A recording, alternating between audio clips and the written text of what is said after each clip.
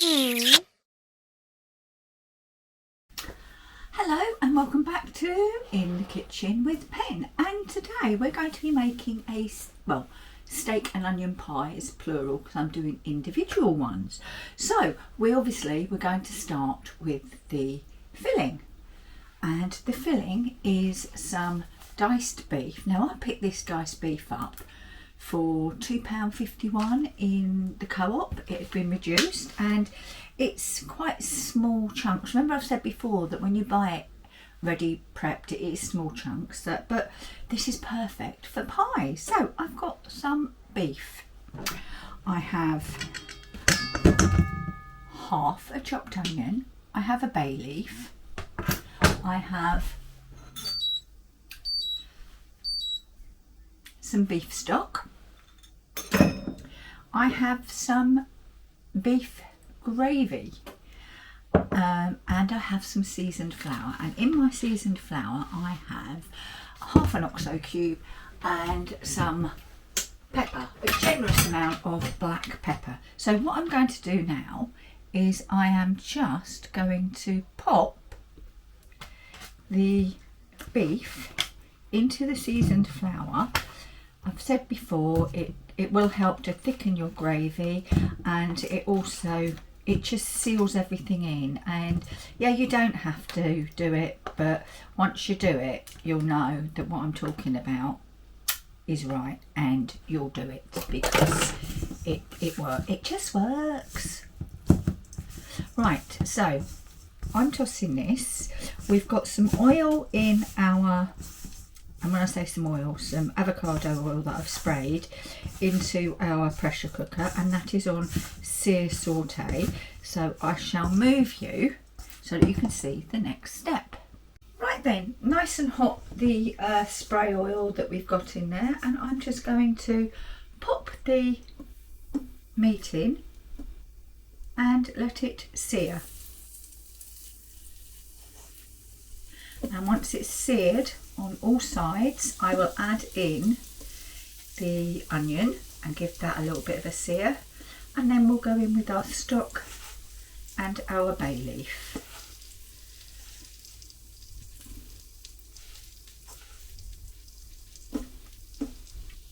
So this will take quite a few minutes to do really, so we'll be back when it's done. Well, you can hear that sizzling away and it is nicely browned. So I'm going to go in with the onions.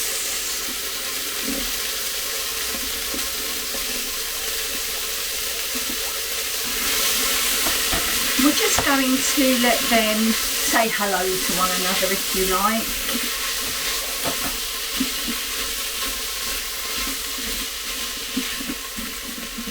There's a little bit stuck on the bottom there, so I'm just going to go in with a little bit of stock. Get in a wooden spoon out. Just go in with a little bit of stock to deglaze that pan, because we don't want anything to stick and to say that there's a burn notice. Oh, very nice. Right, I'm going to go in with most of the stock now.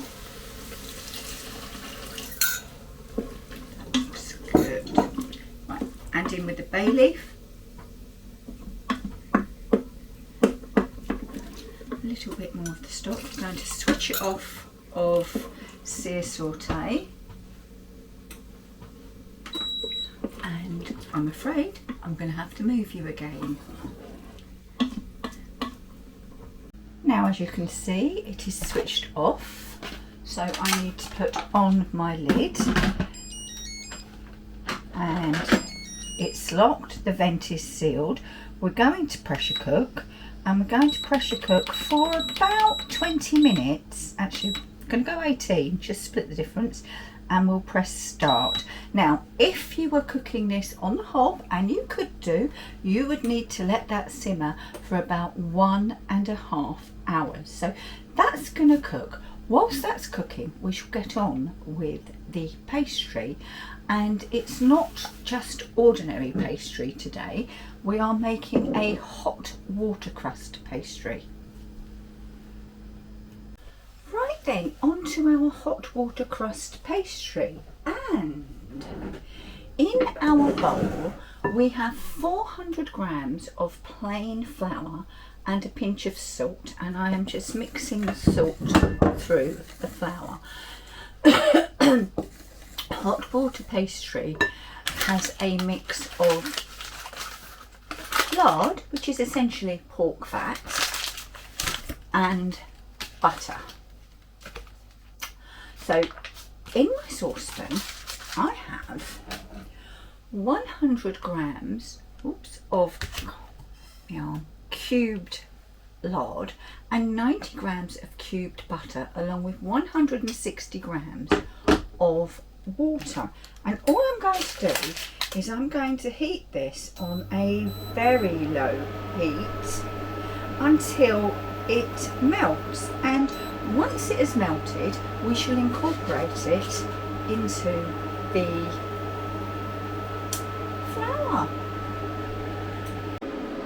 Now, as you can see, our fats have virtually completely melted, and on this Aobosi induction hob, I've actually just kept this on keep warm, and it's melted beautifully and slowly. So we can switch that off. I'll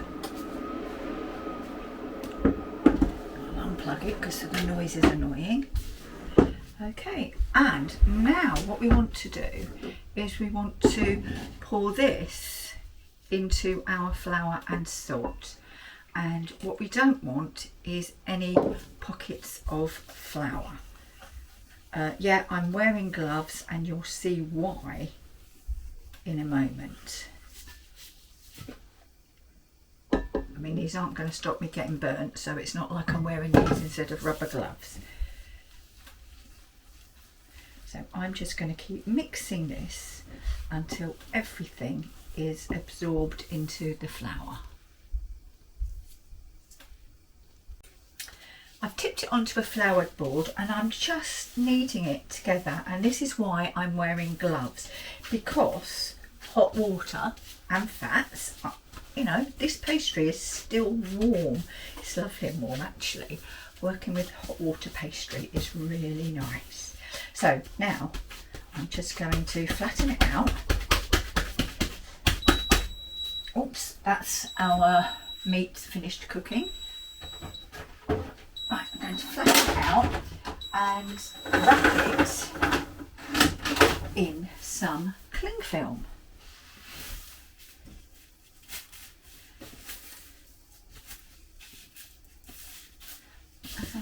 I'm wrapping it flat rather than in a bowl because it will cool quicker and it will be easier when it comes to rolling it out. So that is now going to go into the fridge, and it needs to go into the fridge for at least 2 hours, and then you'll need to get it out of the fridge about 20 minutes before you want to actually roll it and use it. And that's good because the 2 hours will give this chance to cool down and be better to work with, and it will give our meat time to have cooled, and I can pop it into the pies without it starting to melt the pastry. Our meat has released its pressure, so now I'm going to take the lid off. It does smell wonderful, I have to say. Smells good, it looks good. I'm going to remove the bay leaf because nobody wants to be biting down on a bay leaf, do they? And I'm going to take out some of this stock and add it to the stock that I reserved, and this will be our gravy for later to go on top of these lovely pies.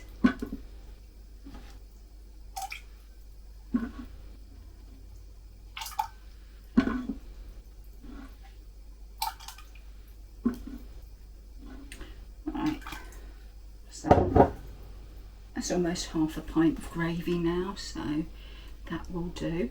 And what I'm going to do is I'm going to go in with a spoonful or two of the gravy granules. Well, they're not granules, are they? Gravy powder. Not. This is beef gravy with a sweet onion and a hint of pepper. So let's see what that's like. Right, I'm just going to pop it onto sear saute just to help thicken that gravy, because obviously we don't want lots of gravy. We want gravy in our pie, yes, but we don't want it swimming in gravy. So one and almost two.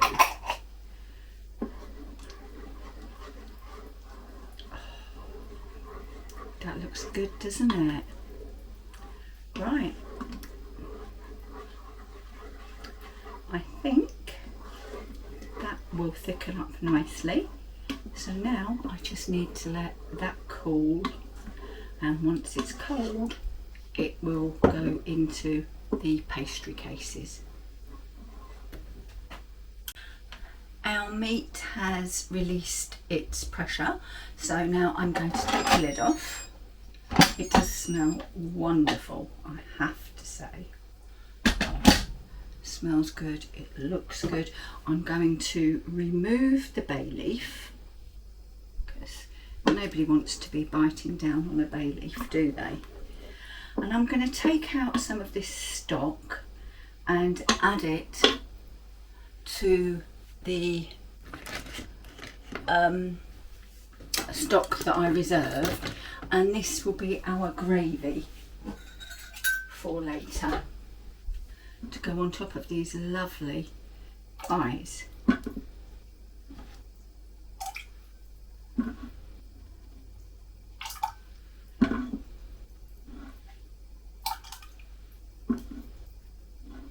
Right, so that's almost half a pint of gravy now, so that will do. And what I'm going to do is I'm going to go in with a spoonful or two of the gravy granules. Well, they're not granules, are they? Gravy powder. Not. This is beef gravy with a sweet onion and a hint of pepper. So let's see what that's like. Right, I'm just going to pop it onto sear saute just to help thicken that gravy, because obviously we don't want lots of gravy. We want gravy in our pie, yes, but we don't want it swimming in gravy. So one and almost two.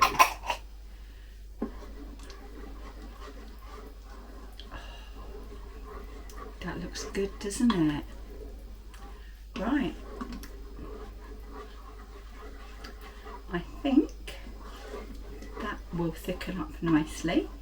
So now I just need to let that cool, and once it's cold it will go into the pastry cases. I have rolled out my pastry and I have greased some individual pie tins with lard. Lard's in the pastry, so why not use it to grease with, and it's also very good. And I'm just cutting out a circle that is bigger than my pan, because I don't, oops, it's stuck. I don't want to have the patch. So there's my grease pan, there's my circle of pastry, and I'm just going to just push it into the base of the pie dish and make sure it actually touches into the edges, and try not to stick your nail through it. Then I'm just going to very roughly, get a sharper knife, very roughly trim.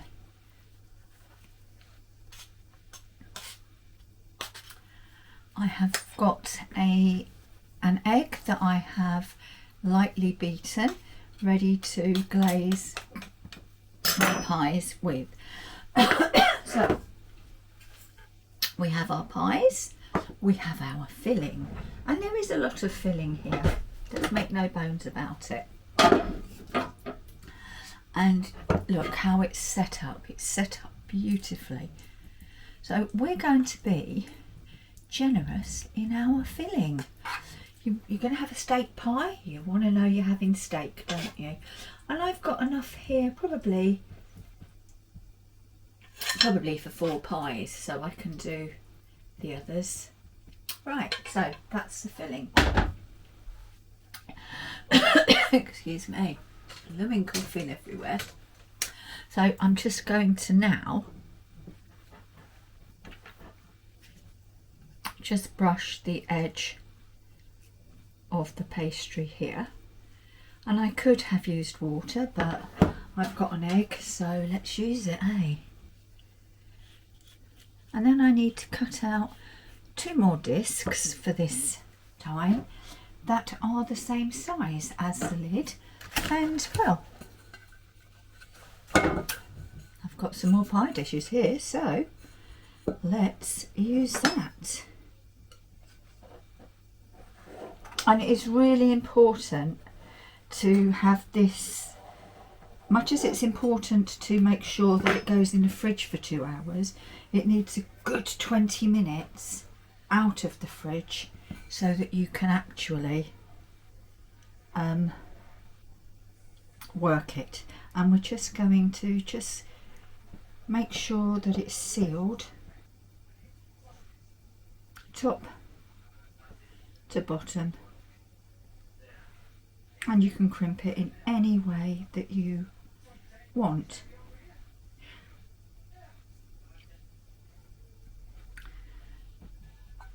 And of course, if you don't want your pastry steaming, you need to make just a little hole in the top, and then you're going to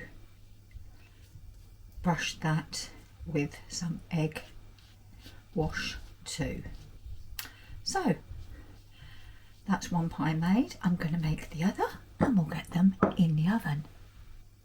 They're going to go into my Ninja 10-in-1.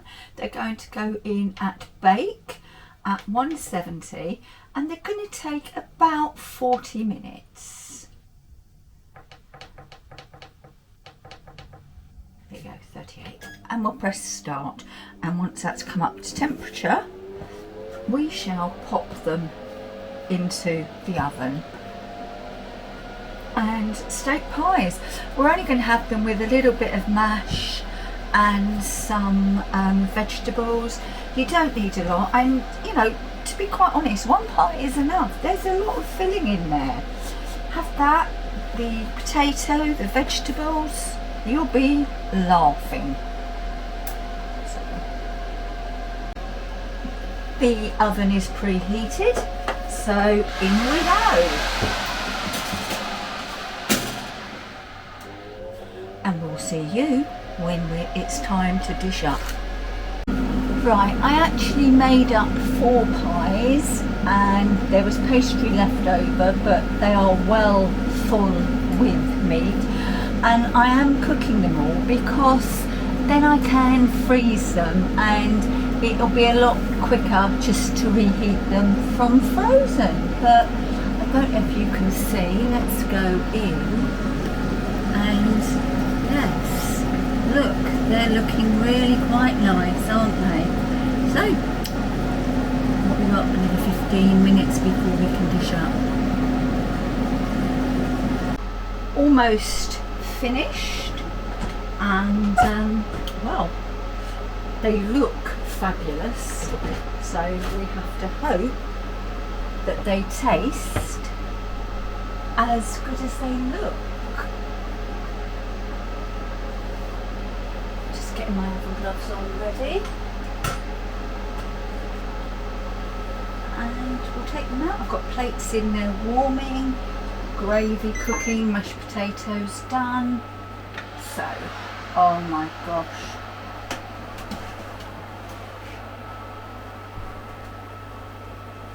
Let's put them there.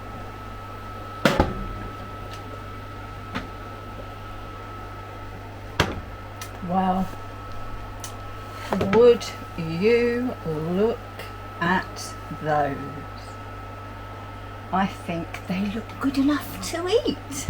And of course that's exactly what we're going to do. So I'm going to get them dished up, and then I and Steve can taste. Well, we're cooked and we're ready to go. Homemade steak and onion pies with a hot water crust pastry, cooked in the pressure cooker, the meat, and the Ninja 10-in-1 oven.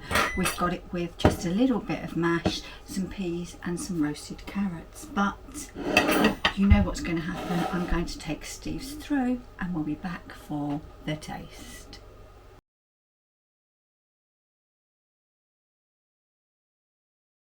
Oops, I spilled gravy. That wasn't very clever, was it? Right, here is our homemade steak and onion pie. So let's taste.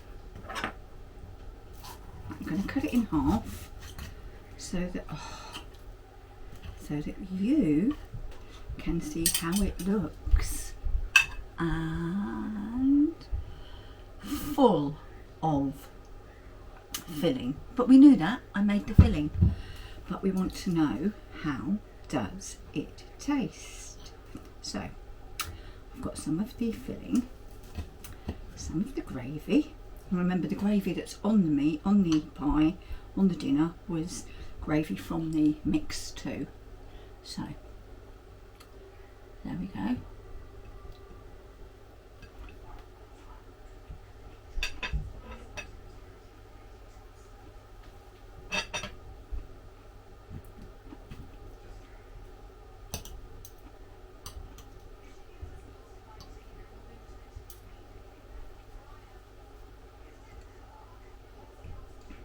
Absolutely beautiful. No blind baking. You can see the pastry's cooked completely all the way around. That's the bottom I'm eating now. That is so good. So, got some stew and beef. Don't fancy a stew? Yep. Make yourself a steak and onion pie, but like me, but don't buy the pastry, make it. So I'm all done. I'm going to go and eat this because it just looks so good. Thank you for watching this edition of In the Kitchen. Hot plate, hot plate, hot plate. In the kitchen with Pen, and I shall see you all again very soon. Thank you for watching. Bye bye.